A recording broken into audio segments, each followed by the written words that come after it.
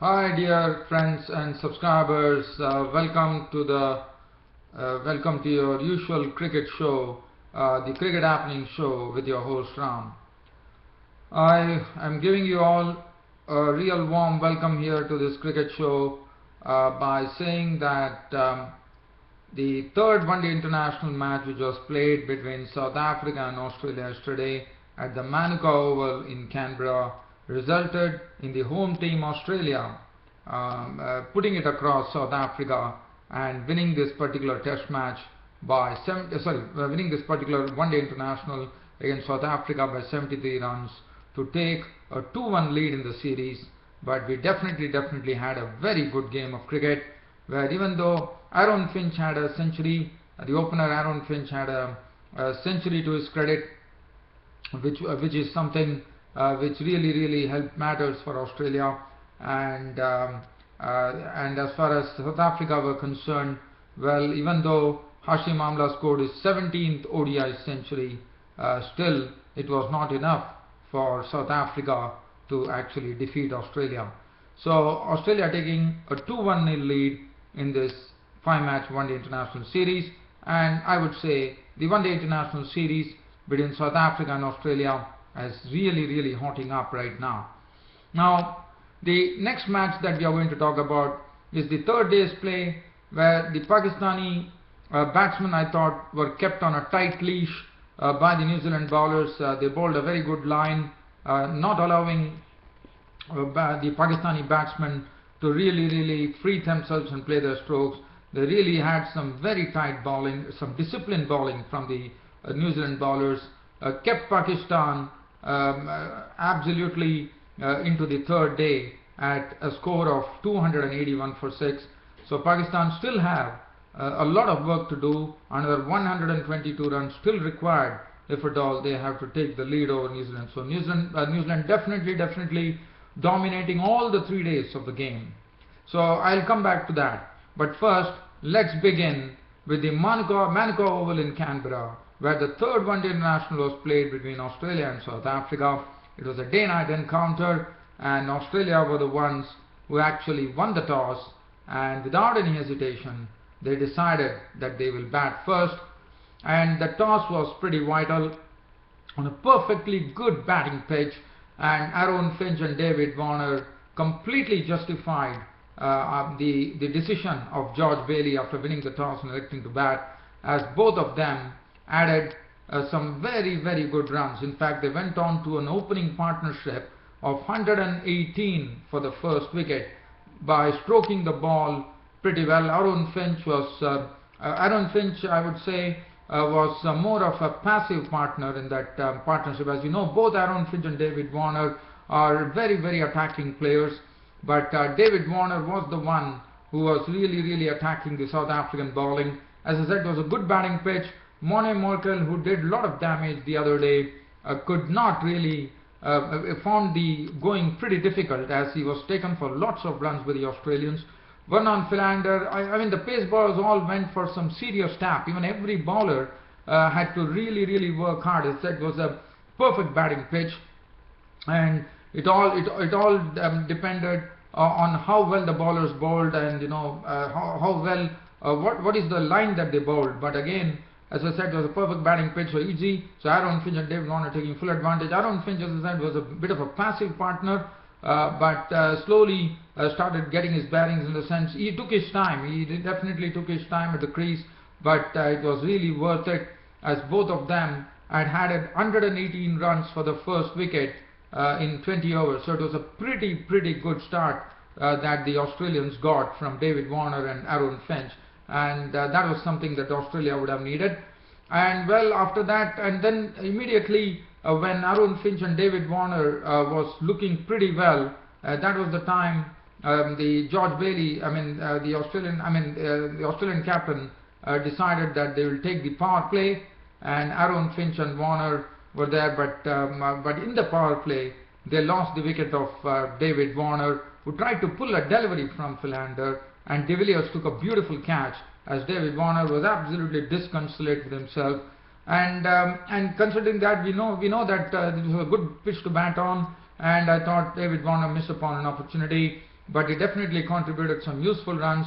He made 53 of 50, that was 6 fours and 2 sixes, which really set the foundation for a big score for Australia. Aaron Finch was there at the other end.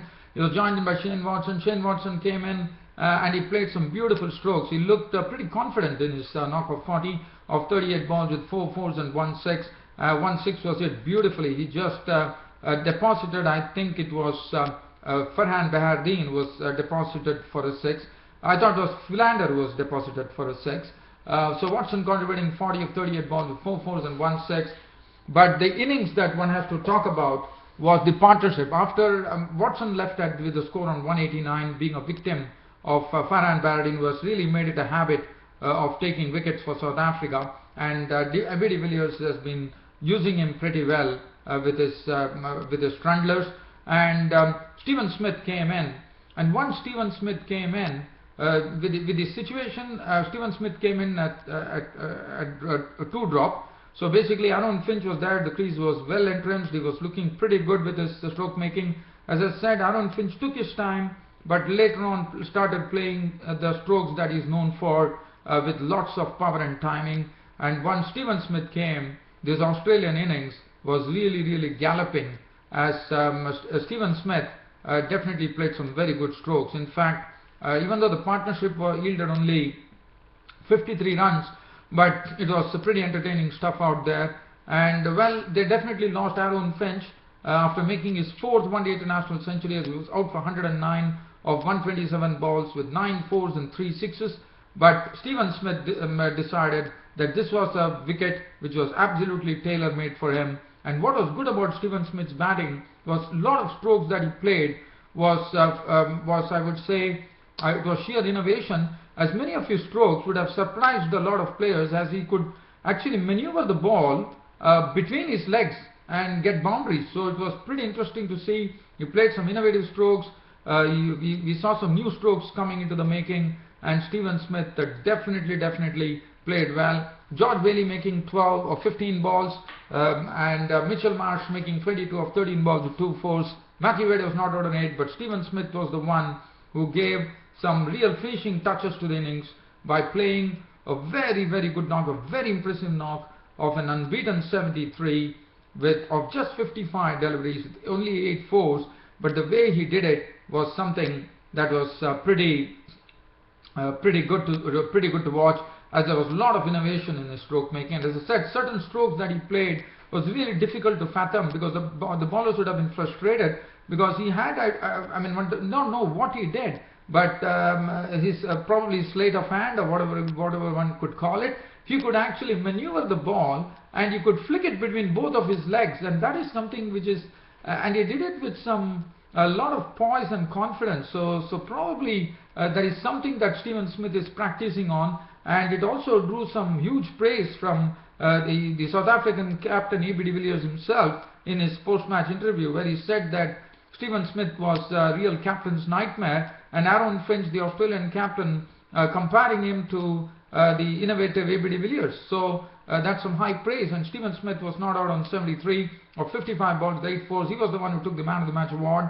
The bowling figures, as I said, on a batting pitch, the bowlers had to really toil. Morne Morkel was really taken apart with 10 overs costing 84 runs and 2 wickets. Vernon Philander, 10 overs, went for 70 with 1 wicket. Dale Steyn, among the pace bowlers, I think, had a semblance of respectability figures.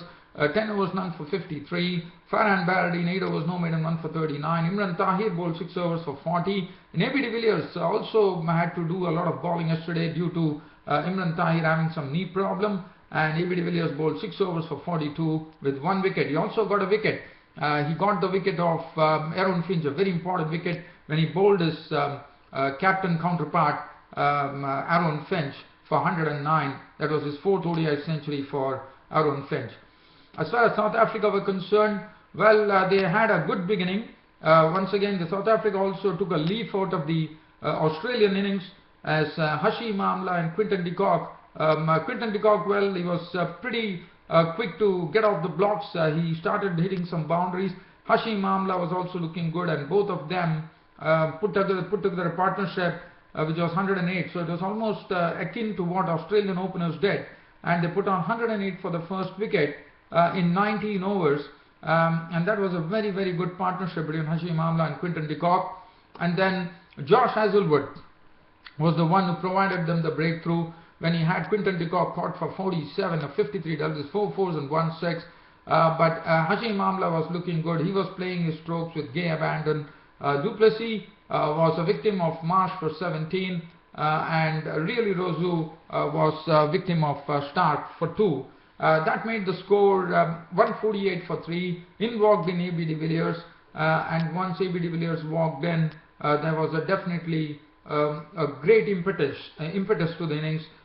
76 runs were added between de Villiers and Hashim Amla in 10 overs. So to just up the run rate and really start putting some pressure on the Australians, well, that was going on pretty well. And as the score reached 224, in fact, A.B. de Villiers, as is his wont, he played all those innovative strokes that he is known for, and things were slowly from the position where they were 148 for 3.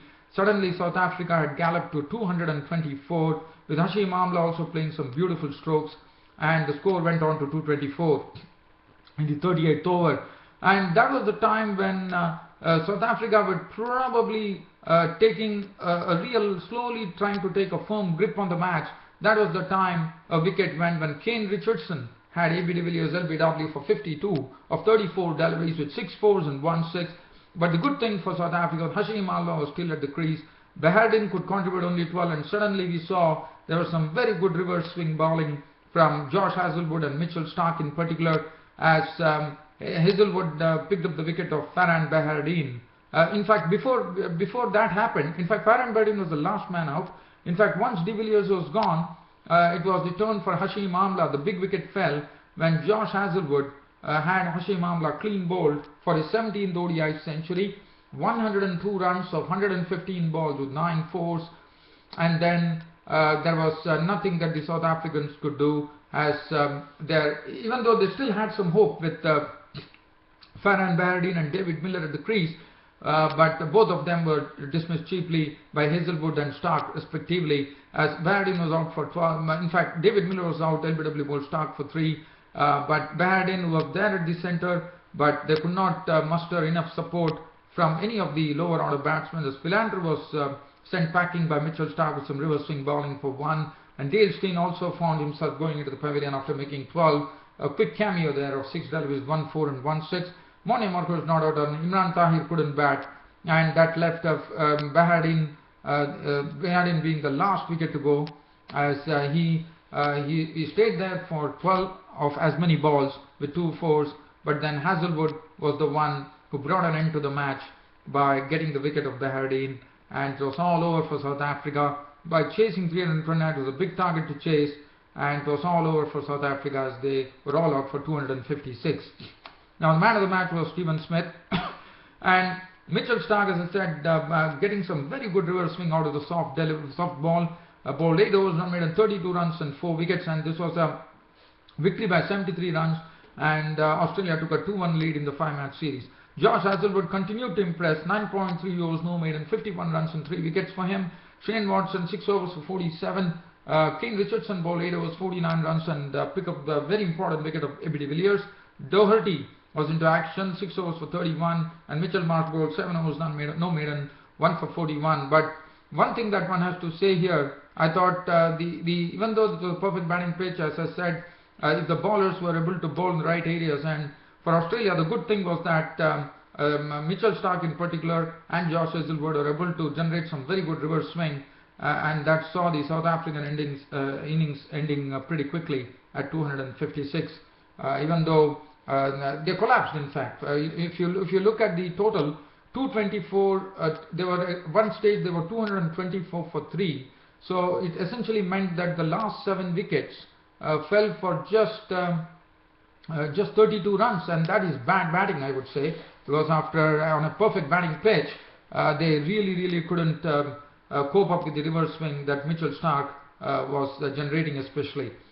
So now I'll take you down to the next match, which is the third day's play at the Dubai International Cricket Ground between Pakistan and New Zealand. Pakistan resumed at that overnight score with Azhar Ali and Yunis Khan in place. And well, if you look at the Pakistani innings, well, they at the end of the day they ended with 281 for 6. Initially there was no reward for New Zealand. They had to toil. Wickets were not easy to come by. In fact, we saw that Brendan McCullum adopted an approach whereby he packed the offside field and told his bowlers to actually bowl on the off stump, and that's what the pace bowlers were doing, Trent Boult and Tim Southee. But Azhar Ali and Yunus Khan were, as you know, they are pretty defensive players, so they decided to really take their time at the crease, and it was not easy to actually score runs. When the spinners came on, we definitely saw that Azhar Ali and Yunus Khan started using their feet, with Yunus Khan being very severe on Mark Craig by sweeping him. Azhar Ali, as is one, drove pretty well, and both of them, they definitely recovered. Like yesterday, they were 32 for 2, but today Pakistan recovered to 145, so it was a very good 113-run partnership between Yunus Khan and Azhar Ali. And it was a long time. In fact, they had done the hard work there. They'd taken the score to 145, but as I said, runs were not easy to come by. There was a lot of work to be done as the New Zealand bowlers were bowling a disciplined line. And finally, the wicket went off Yunus Khan, as Yunus Khan actually gave a catch in the cover region to Craig of the bowling of Neesham. And Yunus Khan, as you know, in 2014, he has already notched up 1,000 runs. So that is very good going. So in a calendar year, he already has 1,000 runs. So, but Yunus Khan, after making 72 with 7 fours and 2 sixes, was gone, and which made the score 145 for 3. In came Misbah-ul Haq, and Misbah-ul Haq did not waste any time. He decided to go after the spinners by cracking a 6 of the bowling of Mark Craig, and Southee at the time was bowling pretty well.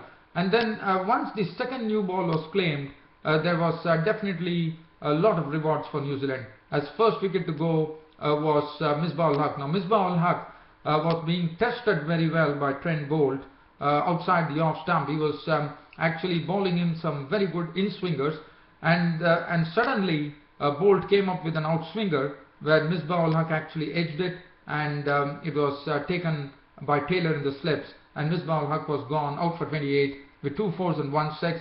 But one interesting thing that you would note here, dear friends and subscribers, is that I'm told that Trent Boult was getting his first wicket in this particular series. So Misbah-ul Haq was gone. So as I said, the second new ball created some trouble for Pakistan, as the score went to 195 for 4. And then Azhar Ali, who was along with Asad Shafiq at the crease, but Azhar Ali, after working well, was out to the bowling of Southee, the red-arm leg spinner, has been very impressive. He got a ball which actually was a quicker delivery from Southee, and Azhar Ali was he was clean bowled. His middle stump was knocked on the ground. He was gone bowled by Southee. It actually, what happened was, it actually had an inside edge onto the bat and onto the pad, and it went on to roll onto the stumps. And Azhar Ali was walking, bowled by Southee leggy for 75 with 6 fours and 1 6. Which made the score 220 for 5, and then we saw that there was a brisk partnership between Asad Shafiq and Sarfraz Ahmed from 220 for 5, and Azhar Ali departed. They had a very, very good partnership which added some very good runs. So from 220 they added 49 runs, and things were going pretty well. In fact, the brisk partnership, Asad Shafiq was started stroking the ball very well. He was willing to play his strokes. Sarfraz Ahmed, on the other hand, was playing a bit sedately, but also not allowing any loose opportunity go by. And they had added 49 runs for the 7th wicket, for the 6th wicket, with only 2 overs to go. And on the penultimate over, Asad Shafiq went on to edge Tim Southee onto the slips, where Taylor took the catch. Asad Shafiq was gone for 44 with 6 fours and 1 6. And finally, Pakistan closed the third day at 281 for 6. Sarfraz Ahmed was not out on 28 with 4 boundaries. Yasir Shah was not out on 1. 281 for A6, and now another 122 runs still there for Pakistan to actually get into the lead.